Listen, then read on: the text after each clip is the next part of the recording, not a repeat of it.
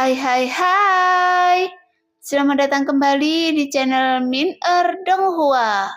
Kali ini kita akan melanjutkan cerita Donghua, Apoteosis. Gak pakai lama lagi, langsung aja kita ke ceritanya. Cekidot. Saat ini, 4 orang kuat prajurit alam kesengsaraan Void mengepung Loseng secara bersamaan, dan 2 dari 4 berada di tahap tengah alam kesengsaraan Void yang cukup untuk menunjukkan pentingnya mereka melekat pada Loseng. Ketika Loseng masih berada di alam dewa penerangan, dia mengalahkan para jenius tingkat dewa di alam pel ilahi. Sekarang, dia telah masuki alam kesengsaraan kekosongan, jadi mereka tidak mengetahui kekuatan aslinya. Namun, dalam pikiran mereka tidak peduli seberapa kuat Loseng. Jika 4 alam kesengsaraan Void menyerang secara bersamaan, Loseng pasti tidak sulit dikalahkan. Melihat pemandangan itu, ekspresi Dameng berubah. Dan begitu dia mengangkat kakinya, sosoknya menjadi tidak menentu. Dia akan menggunakan langkah ajaib untuk membantu Loseng. Namun, Zoda melakukan tembakan terlebih dahulu, dan tembakan inilah yang memaksa Dameng kembali. Mata semua orang terfokus pada Loseng. Hua Tianming, Pe Tianyo, dan yang lainnya, semuanya memiliki ekspresi khawatir di wajah mereka. Karena bagi mereka, bahkan jika budidaya Loseng telah meningkat pesat dalam 2 tahun terakhir, tidak mungkin baginya untuk melawan 4 orang kuat di alam kesengsaraan kekosongan. Namun menghadapi pengepungan 4 orang kuat, alam kesengsaraan Void, mata Loseng berkedip. Dia seperti daun jatuh yang mengambang di atas air.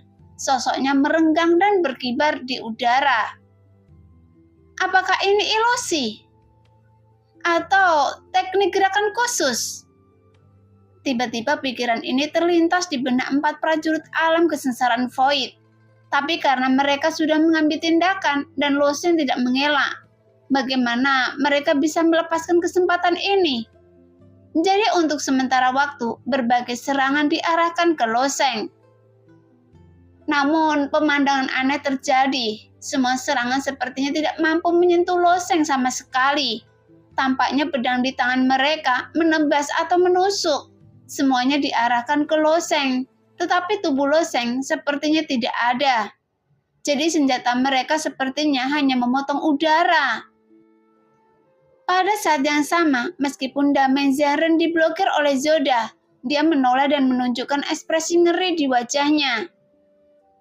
Ini adalah hukuman ruang tingkat yang lebih tinggi. Dameng Zaren mau tidak mau berkata dengan terkejut. Kemana saja Loseng selama 2 tahun terakhir, sehingga dapat memahami hukum ruang tingkat kedua? Meskipun Zoda terus menyerang Dameng, namun pikirannya juga tertuju pada Loseng. Melihat gerakan Loseng yang aneh dan luar biasa, sebuah keterkejutan muncul di matanya. Anak ini... Tiba-tiba, Zoda merasakan firasat buruk di hatinya. Dia sepertinya meremehkan anak ini. Sejak pertama kali dia bertemu Loseng, Zoda sudah menyadari bahwa dia telah meremehkan Loseng. Pada awalnya, Zoda mengira Loseng hanyalah seorang pria kecil yang naik dari sekte King Yun, dan dia menyerang Loseng di pintu jalan persidangan di masa lalu. Tanpa diduga, Neng Yudi menampar wajahnya dengan keras dan menyuruhnya keluar. Pada saat itu, Zoda sudah memiliki niat membunuh terhadap Loseng, dan kemudian Loseng bangkit seperti komet di wilayah tengah. Dan kekuatan anak ini tumbuh 10 kali, bahkan 100 kali lebih cepat dari yang dia bayangkan. Ketika dia berada di alam dewa penerangan, Zoda sudah merasakan krisis di dalam hatinya. Tanpa diduga, dia tiba-tiba menghilang selama 2 tahun. Dan ketika dia kembali lagi, dia sudah menjadi prajurit alam kesengsaraan kekosongan. Dan dengan kekuatan ini, bisakah dia mengalahkan Loseng? Tapi untuk saat ini, Zoda tidak memiliki jawabannya di benaknya. Tetapi setelah menarik nafas dalam-dalam, jawabannya muncul di benak Zoda dengan sangat jelas. Tuar! Dalam sekejap, Loseng meninju 4 kali, menjatuhkan 4 prajurit alam kesengsaraan kekosongan di depannya. Bahkan keempat prajurit itu hampir tidak memiliki kekuatan untuk melawan. Di depan serangan Lo Sheng, setelah mereka jatuh ke tanah, mereka duduk atau terbaring. Wajah mereka seputih kertas, jelas mereka terluka parah. Saat Lo Sheng masih menjadi prajurit perang, dia mampu mengalahkan panglima perang puncak di Menara Dosa. Terlebih lagi, Lo Sheng sekarang telah memasuki alam kesengsaraan kekosongan. Dia juga merupakan panglima perang yang kuat. Jadi dia dapat menangani hal-hal ini. Jadi secara alami, keempat orang ini tidak terlalu merepotkan bagi Lo Sheng sekarang. Bagaimanapun, hanya saja hal-hal yang menurut Lo Sheng normal, ternyata sangat tidak normal di mata orang lain. Melihat pemandangan itu, semua orang di seluruh platform tercengang. Mereka merasa bahwa mereka tidak sedang menghadapi seorang pejuang di alam kesengsaraan kekosongan, tetapi orang kuat yang tiada taranya di alam hidup dan mati. Karena hanya orang kuat di alam hidup dan mati yang bisa menghancurkan alam kesengsaraan kekosongan dengan begitu mudah. Namun Hua Tianming menunjukkan senyum tipis. Ternyata kekuatan Lo Sheng masih berada pada level normal. Pada awalnya, Lo Sheng hanya memiliki alam bawaan untuk bersaing dengan para pejuang alam Dewa Penerangan. Tetapi setelah memasuki alam Dewa Penerangan, dia mampu mengalahkan orang kuat di alam Pel Ilahi. Faktanya, semakin tinggi alamnya, semakin sulit untuk mempertahankan keunggulan ini. Karena di antara para pejuang yang dapat berkultivasi ke alam kesengsaraan kekosongan, mereka adalah jenius di antara para jenius. Inilah sebabnya Hua Tianming, Pe Tianyo, dan Damai Zeren baru saja khawatir. Tapi sekarang mereka mengerti bahwa Lo Sheng masih mempertahankan keunggulan besar ini. Menurut perhitungan ini, Lo Sheng sekarang memang memiliki kekuatan untuk menyaingi orang kuat di dunia hidup dan mati tahap awal. Meskipun orang-orang kuat di alam hidup dan mati sudah menjadi eksistensi teratas di benua ini, bahkan Neng Yudi masih mencapai penghalang alam hidup dan mati. Tapi Hua Tianming tidak menyangka bahwa setelah Lo Sheng kembali dari hilang selama 2 tahun, dia sudah memiliki kekuatan yang begitu menakutkan. Sehingga semua orang juga menghela nafas dalam hati. Adapun Yoda, jawaban di hatinya akhirnya menjadi sangat jelas. Dengan kekuatan Lo Sheng saat ini, dia benar-benar dapat menghancurkannya menjadi berkeping-keping. Setelah memikirkan masalah ini, hatinya tenggelam. Bahkan hati para pejuang yang mengikutinya juga tenggelam secara bersamaan. Segera Lo Sheng memandang Yoda dan berkata, "Hentikan perlawanan kalian dan terima hukuman yang lebih ringan. Jika kalian melawan lagi, kalian akan dibunuh tanpa ampun." Mendengar itu, ada keraguan-raguan di wajah banyak prajurit alam kesengsaraan kekosongan yang hadir. Baru saja Lo Sheng menunjukkan kekuatannya dengan santai, sehingga menanamkan benih ketakutan dalam hati mereka, sehingga banyak prajurit yang sedikit terguncang. Bahkan jika kalian menyerah, dia tidak akan membiarkan kalian pergi dengan mudah. Kata-kata Yoda segera keluar sehingga membuat mereka memperketat senjata mereka lagi. Bagaimanapun mereka merencanakan pemberontakan. Lagi pula, pemberontakan dalam sekte pada dasarnya kejahatan besar, dan itu sama seperti pemberontakan di Kekaisaran Fana. Karena mereka berencana untuk menggulingkan orang lain, maka mereka jangan berharap orang lain akan melepaskan mereka. Saat mendengar perkataan Yoda, Lo Sheng mencibir. Kemudian dia maju selangkah, melintasi lapisan ruang dan langsung menuju ke tempat Yoda berada. Lagi pula, orang ini adalah sumber kekacauan. Bagaimanapun, situasi saat ini berbeda dari sebelumnya. Hua Tianming ditakdirkan untuk tidak membunuh Yoda, karena meskipun dia membunuhnya, dia tidak dapat mengubah situasi. Namun sekarang, Lo Sheng dapat sepenuhnya menekan situasi saat ini. Jadi selama Yoda terbunuh, akan sulit bagi orang lain untuk menolaknya. Saat melihat Lo Sheng bergegas ke arahnya, Yoda melesat ke belakang. "Ingin melarikan diri? Biarkan saya melihat kemana Anda bisa melarikan diri." Lagi pula, cahaya pelindung sekte menyelimuti seluruh Yundian. jadi mustahil bagi Zoda untuk melarikan diri dari penghalang.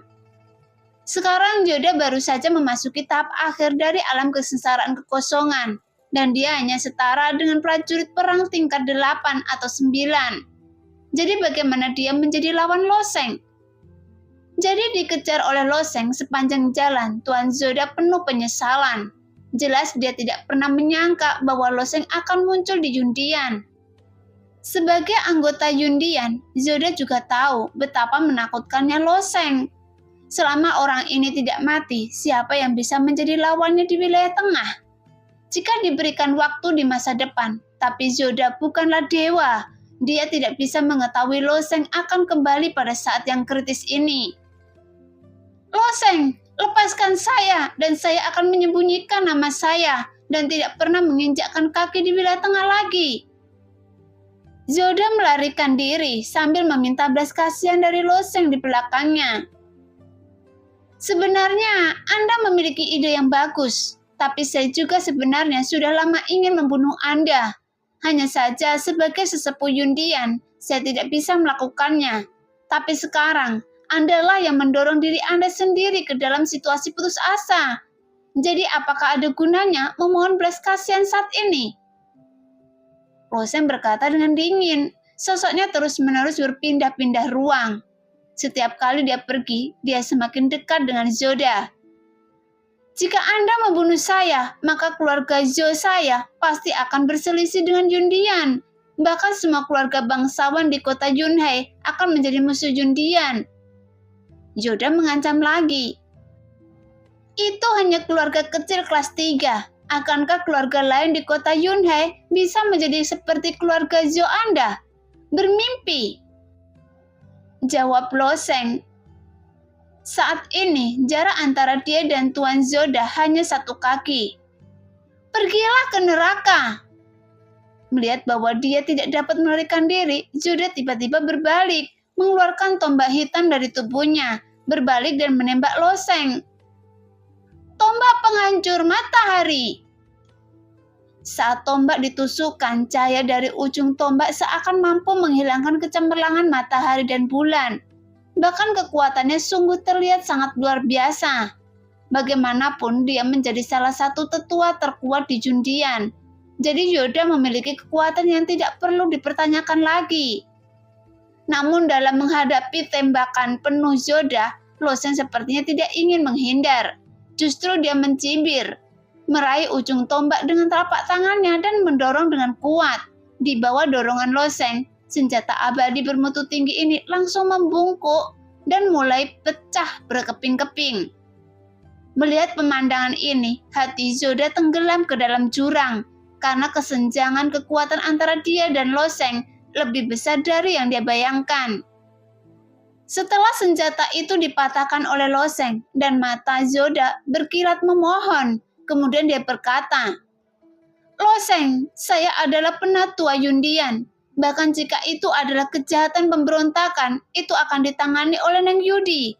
Jika saya menyerah, Anda tidak bisa membunuh saya. Setelah mendengar kata-kata Zoda, Loseng menunjukkan sedikit keraguan di wajahnya. Sebenarnya ini benar. Bagaimanapun Zoda adalah pilar di antara para tetua Yundian. Bahkan status dan identitasnya lebih tinggi dari Loseng. Faktanya, Loseng masih menjadi murid Yundian, bahkan dia tidak dipromosikan menjadi posisi seperti Dayaken. Jelas, Zoda juga memahami bahwa selama dia tidak dibunuh oleh Loseng, dia mungkin bisa menyelamatkan nyawanya dengan membiarkan seluruh keluarga Zhou mempengaruhi Neng Yudi. Selama dia tidak mati, pada akhirnya dia akan memiliki peluang untuk kembali. Lagi pula, umur panjang seorang pejuang sangat lama, jadi tidak ada yang menutup kemungkinan dia bisa membalas Loseng di masa depan. Pada saat ini, banyak orang dari Istana Yundian menyaksikan pemandangan di atas Istana Yundian. Dari jendela dan sudut manapun, dalam pemberontakan ini, sebagian besar murid Yundian memilih untuk tetap netral. Karena pemberontakan ini melibatkan konflik internal antara pejabat tingkat tinggi dan tidak ada hubungannya dengan prajurit di tingkat bawah Yundian. Loseng telah kembali dan dia mengejar Yoda dengan tangan kosong. Anak ini benar-benar monster. Dia menghilang selama 2 tahun dan baru saja kembali untuk melawan Tuan Yoda. Apakah Anda buta? Tuan Yoda sama sekali tidak memiliki kekuatan, jadi ini tidak disebut pertempuran, tapi disebut menghancurkan. Apakah Anda mengerti? Bagi sebagian besar para murid Yundian, kepemilikan Yundian tidaklah penting, sehingga saat ini mereka memandang masalah tersebut dengan mentalitas mereka.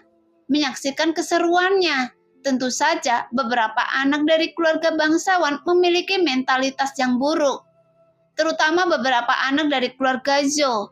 Melihat Yoda dipukuli oleh Loseng, wajah mereka sama jeleknya dengan Yoda. Hanya saja budidaya mereka adalah terlalu rendah. Jadi ada perbedaan kekuatannya terlalu jauh dan tidak mungkin untuk berpartisipasi di dalamnya. Bahkan Zhou Bufan yang berada di aula elit menatap kosong ke arah ayahnya yang dikejar oleh Loseng.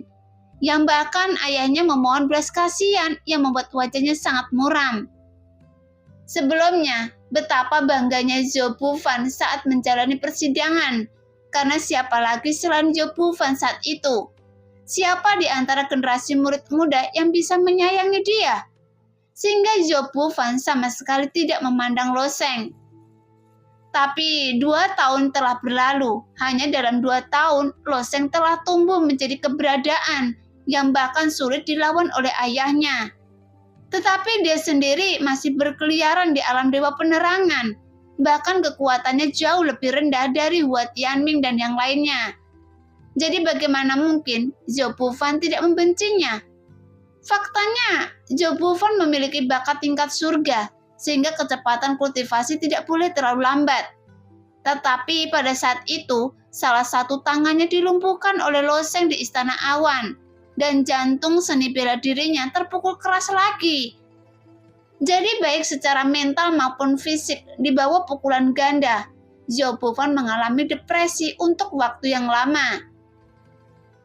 Saat ini, Zhou Bufan ingin segera maju dan berdiri di depan ayahnya.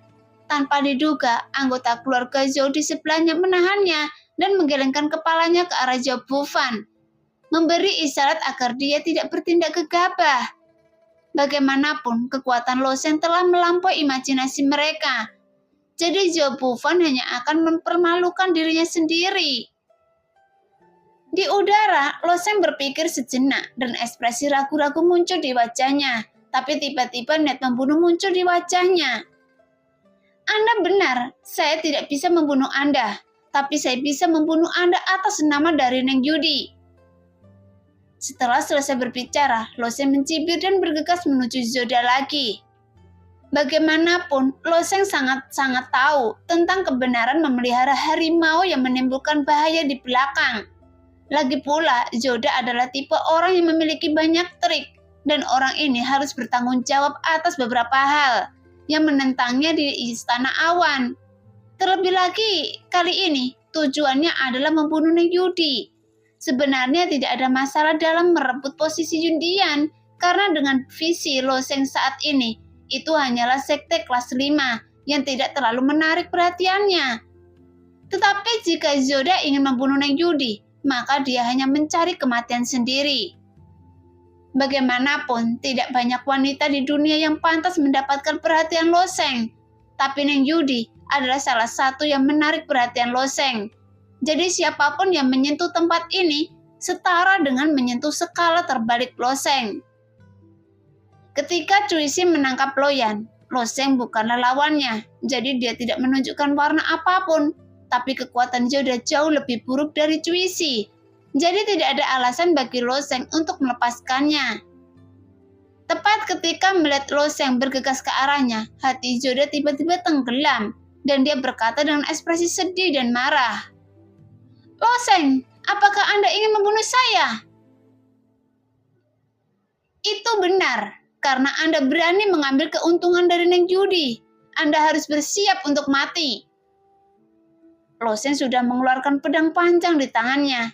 Saat melihat cahaya pedang menyala di ujung pedang, wajah Yoda penuh dengan keputusasaan. Siapa Anda? Apakah Neng Yudi layak mendapatkan perlindungan Anda? Saya bisa memberikan semua yang dia bisa berikan pada Anda. Mendengar itu, Lo Sheng tetap acuh tak acuh. Kemudian dia menebas menggunakan pedangnya. Segera niat pedangnya menyebar menjadi bentuk setengah bulan dan langsung menyelimuti Zoda. Kemudian Lo Sheng berkata sambil tersenyum tipis, "Maaf, saya tidak tertarik." Melihat itu, Zoda mengeluarkan tombak cadangan dari cincin Sumi dan memblokir niat pedang Lo Sheng. Jelas dia menyadari bahwa tidak ada yang dapat membujuk Lo Sheng. Jadi Zoda juga terlihat gila dan berteriak, "Lo Sheng, Anda hanyalah laki-laki simpanan Neng Yudi. Jundian tidak adil, Neng Yudi tidak adil." Jelas Zoda juga tahu bahwa dia tidak bisa lepas dari kematiannya. Jadi dia hanya bisa berteriak dengan enggan. Tapi sekarang dia mencoba yang terbaik untuk mendiskreditkan Lo Sheng dan Neng Yudi. Mendengar ini, Lo Sheng menunjukkan ekspresi terkejut di wajahnya. Dan pada saat yang sama, dia tersenyum ringan. "Sepertinya rumor awal di Yundian dirilis oleh Anda." Ketika Lo Sheng pertama kali memasuki Yundian, karena perhatian khusus yang diterima dari Neng Yudi, kabar perlahan menyebar di antara para murid, diaken dan penatua, sehingga beberapa mengatakan bahwa Lo Sheng adalah cinta terlarang Neng Yudi, dan dia adalah yang laki-laki tampan yang disukai Neng Yudi. "Ya, ini benar kan? Kalian hanya sepasang pezina." Zoda melambaikan tombaknya dan menyerang balik Lo Sheng. Namun Lo Sheng melakukan pukulan Beng Hat dan dengan mudah memblokir tembakan Zoda. Kemudian dia mengayunkan 3 pedang berturut-turut. Namun pedang panjang Lo Sheng adalah senjata suci tingkat tinggi. Jadi bagaimana Zoda bisa melawan senjata abadi tingkat tinggi? Sehingga tombak Zoda dipotong menjadi beberapa bagian oleh Lo Sheng dalam sekejap. "Anda salah." Lo Sheng menggelengkan kepalanya. Zoda membuang tombak yang patah itu, mengambil tombak lainnya, dan berkata dengan dingin, "Anda berani melakukannya, tetapi Anda tidak mengakuinya. Lo Sheng, Anda tidak lebih dari itu." Jelas ini adalah pilihan terakhir Zoda. Bagaimanapun dia dikalahkan secara langsung, jadi dia hanya bisa menggunakan kata-kata ini untuk menekan Lo Sheng, mencoba mengalihkan perhatian Lo Sheng. Mungkin dengan cara ini, dia bisa mendapatkan kesempatan untuk mengalahkan Lo Sheng. Tapi seberapa kuat pola pikir Lo Sheng, dan dia menusuk dengan pedangnya secara acak, yang membuat Zoda tidak bisa melihat gerakan tanpa gaya ini sama sekali.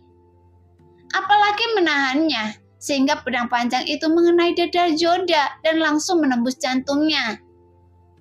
"Anda harus tahu, saya bukan cinta terlarang Neng Yudi, tapi saya harus mengatakan bahwa Neng Yudi adalah wanita saya." Lo Sheng mencabut pedang panjangnya, segala darah mengalir dari dada Zoda, kemudian tubuhnya jatuh seperti layang-layang dengan tali putus. Pada saat yang sama, teriakan memilukan datang dari bawah. "Ayah!" Orang itu tidak lain adalah Zhou Bufan yang sedang menyaksikan pertempuran di bawah. Lo Sheng memandang Zhou Bufan dengan ringan, kemudian terbang menuju istana es, meninggalkan semua orang di istana awan yang masih tenggelam dalam keterkejutan. Namun, yang mengejutkan semua orang bukanlah Lo Sheng yang membunuh Zoda. Alasan mengapa mereka terkejut adalah karena kata-kata terakhir Lo Sheng, bahwa Neng Yudi adalah wanitanya. Meskipun semua orang tidak tahu bahwa kata-kata Lo Sheng benar atau salah, tapi Lo Sheng berani mengucapkan kata-kata ini di depan semua orang. Inilah. Sehingga semua orang tidak bisa lagi menggambarkan suasana hati mereka saat ini. Bagaimanapun reputasi Neng Yudi tidak hanya di Yundian, tetapi juga di seluruh wilayah tengah. Pertama-tama, dia memiliki penampilan yang tiada tara, tetapi juga memiliki bakat dan status yang tak tertandingi, sehingga dia benar-benar sempurna. Namun wanita yang selalu menjadi penguasa istana tertinggi di hati mereka ternyata adalah wanita Lo Sheng, sehingga kedengarannya menjadi sangat luar biasa. Saat Lo Sheng pergi, Tiba-tiba Loseng mendengar kalimat dari Sun. "Hei, kapan Neng Yudi menjadi wanita Anda?" Loseng tersenyum tipis dan menjawab, "Siapa yang tidak bisa menyombongkan diri?" Istana Es adalah titik tertinggi dari Istana Awan. Meskipun banyak tetua alam pel ilahi tidak meninggalkan platform Istana Es, mereka telah melihat hasil pertempuran tersebut. Zoda telah dibunuh oleh Loseng sebagai orang yang berpartisipasi dalam pemberontakan. Para tetua telah sepenuhnya menyerah saat ini. Lagi pula, para tetua di alam kesengsaraan kekosongan ini tidak sekuat Zoda. Jika mereka masih melawan sekarang, mereka hanya akan mencari kematian saat ini. Jadi mereka hanya bisa menyerah dengan patuh dan menunggu hukuman dari Jundian. Lagi pula, ada beberapa keluarga besar di belakang mereka. Jadi Loseng mungkin tidak akan membunuh mereka, tapi mereka pasti tidak akan bisa lepas dari hukuman Jundian.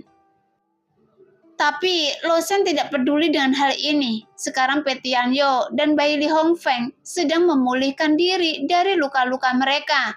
Jadi tidak nyaman bagi Loseng untuk mengganggunya. Namun dia berjalan langsung ke Tuan Dameng dan bertanya, "Bagaimana kabar Tuan Istana?" Dameng Zeren mengangguk ke arah Loseng. Dia juga tahu mengapa Loseng khawatir, jadi dia segera berkata, "Tuan Istana seharusnya baik-baik saja." "Dia baik-baik saja? Mengapa orang-orang ini berani membuat masalah?" Loseng bertanya dengan cemberut.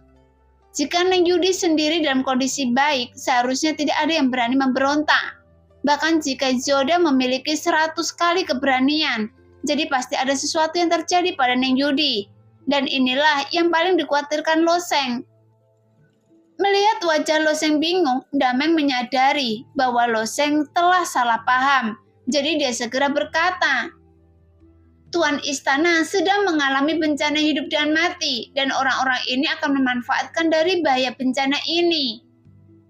"Bencana hidup dan mati?" Loseng tampak terkejut dan bertanya, "Bagaimana dengan Nenek Yu?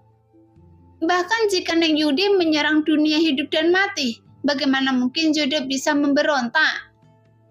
Jika ada Nenek Yu sebagai penanggung Yundian?" "Nenek Yu keluar untuk mencari peluang." Faktanya, Dameng Zeren juga menasihati Neng Yudi untuk tidak menerobos bencana hidup dan mati saat ini. Jangankan bicara tentang pemberontakan Zoda, jika tidak ada pilar di dalamnya Istana Awan ini untuk mengendalikan situasi secara keseluruhan, itu juga tidak akan mudah untuk ditangani. Jika dia menemui masalah, namun Neng Yudi bersikeras untuk menerobos saat ini. Bagaimanapun sekte dewa jahat mulai berkembang hari demi hari. Jadi dia harus memasuki alam hidup dan mati sesegera mungkin. Dengan cara ini, mungkin Neng Yudi akan memiliki kesempatan untuk melawan Cuisi. Tanpa diduga, terobosan Neng Yudi di alam hidup dan mati menyebabkan perselisihan yang begitu besar. Jika Loseng tidak muncul pada waktu yang tepat, Zoda mungkin akan memimpin orang-orangnya ke Istana Es. "Saya ingin masuk dan melihat." Wajah Loseng menunjukkan sedikit kekhawatiran.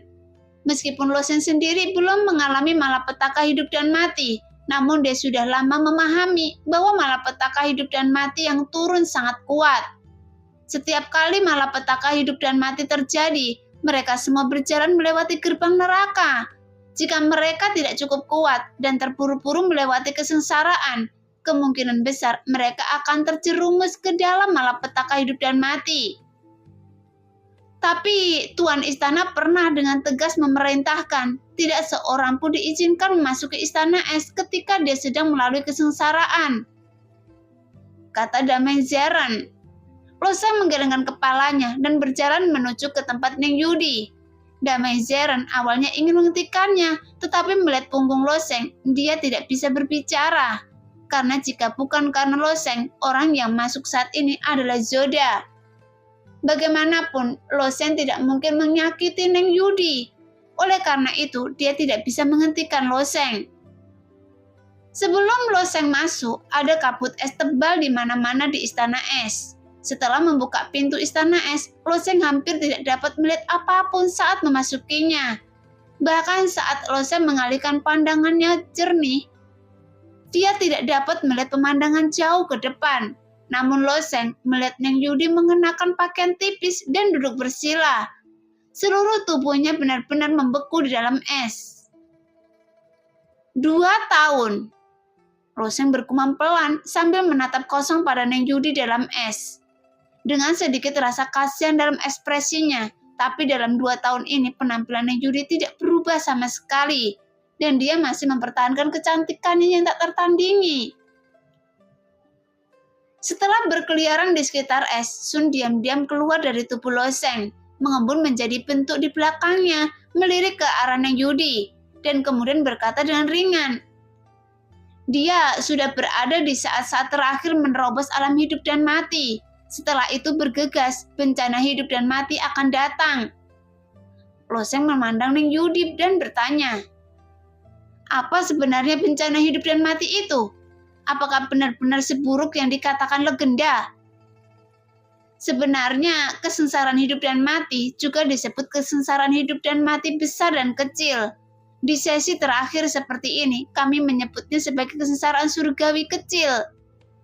Jelas, Sun. Bencana kecil, kata Lo Sheng.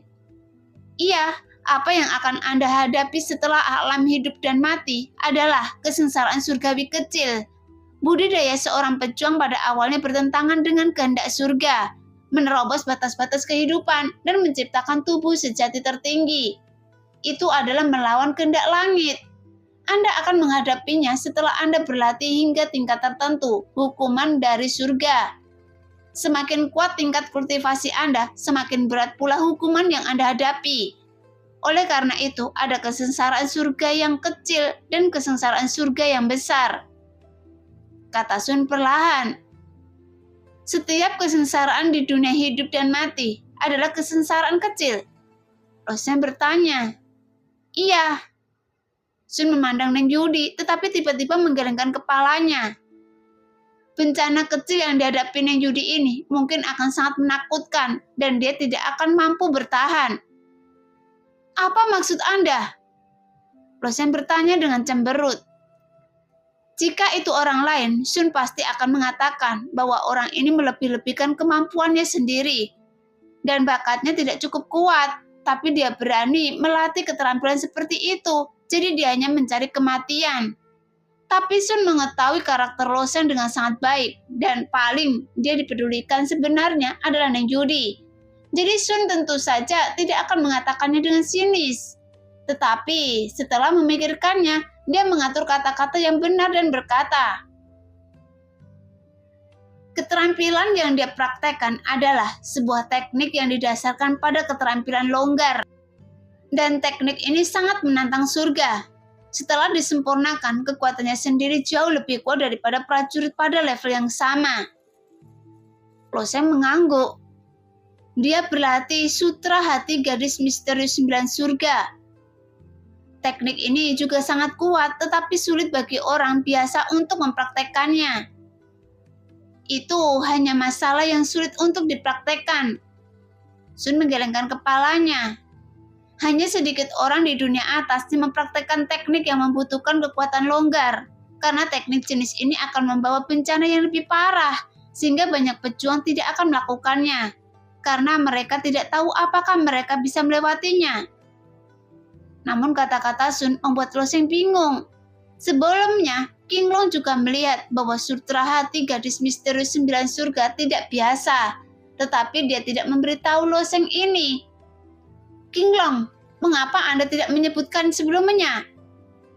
King Long yang sudah lama terdiam berpikir sejenak lalu berkata, sebenarnya ada cara untuk menghilangkan efek negatif dari teknik Gadis Misterius 9 Surga. Tapi dia sudah mulai menyerang alam hidup dan mati, jadi dia tidak punya kesempatan. Sun tiba-tiba tertawa.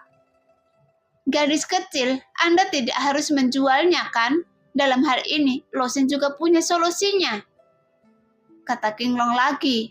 Mendengar itu, Lo Sheng penasaran. Solusi apa? Mengapa saya sendiri tidak mengetahuinya? Ketika Lo Sheng bertanya, King Long dan Sun terdiam lagi. Kemudian Sun hanya berkata, meskipun bencana kecil ini sangat kuat, keterampilan yang dipraktekkan oleh Neng Yudi tidak biasa. Tapi dia mungkin tidak dapat memblokir kekuatan bencana kecil. Jika dia benar-benar tidak bisa menolaknya, saya akan memberitahu Anda cara menyelamatkannya. Sejak Sun berkata begitu, dan King Long terlihat sangat percaya diri, Lo Sheng berhenti bertanya. Lagi pula ini bukan pertama kalinya orang-orang ini bertengkar. Lo Sheng sudah lama terbiasa. Sambil berdiri di kaput es, Lo Sheng tinggal di sana selama lebih dari 10 jam. Tanpa disadari, sehari semalam berlalu, Neng Yudi masih mempertahankan postur duduk tegak di antara es. Pada saat ini, retakan akhirnya mulai muncul pada es yang sangat besar. Kemudian retakan ini menyebar dengan cepat. Dan tak lama kemudian es tersebut mulai hancur sedikit demi sedikit. Berubah menjadi pecahan es yang berterbangan tak terhitung jumlahnya. Setelah seluruh es menghilang, cahaya menyilaukan tiba-tiba muncul di langit di luar istana es, diikuti oleh guntur yang mengokakkan telinga. Dalam sekejap mata, awan gelap muncul di langit. Apakah bencana kecil Neng Yudi akan datang? Lo Sheng tidak bisa tidak bertanya ketika dia mendengar guntur di luar. Sun mengangguk dan menjawab, ya, ini adalah penglihatan tentang langit dan bumi yang disebabkan oleh bencana kecil.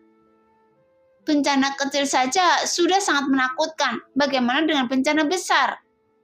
Lo Sheng merasakan kekuatan besar datang dari langit. Bahkan Lo Sheng pun merasa ketakutan. Sun tersenyum dan berkata, jika Anda cukup kuat untuk memicu 9 kesengsaraan kecil, setiap kesengsaraan kecil akan menjadi lebih kuat setiap saat. Setelah 9 kesengsaraan kecil, Anda akan menghadapi kesengsaraan besar ketika Anda memasuki alam laut ilahi. Sedangkan untuk kekuatan kesengsaraan surgawi, Sun tiba-tiba cemberut dan berkata, Anda belum bisa membayangkannya. Bagaimanapun, kesengsaraan surgawi besar masih jauh dari Lo Sheng, tetapi kesengsaraan surgawi kecil semakin dekat selama Lo Sheng terus meningkatkan budidayanya dan memasuki puncak alam kesengsaraan void. Dia juga akan menghadapi kesengsaraan surgawi kecil ini. Pada saat ini, tiba-tiba guntur berbentuk naga menyambar tepat di atas istana es. Meskipun istana es ini awalnya dibangun seperti benteng, bahkan lantai atas istana es masih tertutup paku es yang tebal. Namun ledakan guntur ini langsung melubangi bagian atas istana es yang membuat pecahan balok kayu dan puing-puing lainnya tiba-tiba menghantam bagian dalam istana es. Tentu saja, hal-hal ini tidak dapat membahayakan Neng Yudi. Dia sekarang menutup matanya rapat-rapat, kemudian udara dingin keluar dari tubuhnya. Saat ini, dia harus menghadapi bencana hidup dan mati dari atas dengan konsentrasi penuh. Jadi dia tidak bisa diganggu sama sekali. Bahkan kehadiran Lo Sheng pun tidak diperhatikan. Saat ini, melalui lubang besar di atap, Lo Sheng menatap dengan hati-hati naga guntur yang melayang di langit dan bertanya, bagaimana naga guntur ini bisa menembus penghalang? Jelas ada penghalang cahaya berisi air di luar yang menyelimuti seluruh Yundian. Tapi sepertinya penghalang itu tidak bisa menghentikan naga guntur itu. Nah, demikianlah cerita hari ini. Terima kasih yang sudah menonton video Min Earth sampai selesai. Sampai jumpa di video selanjutnya. Bye-bye.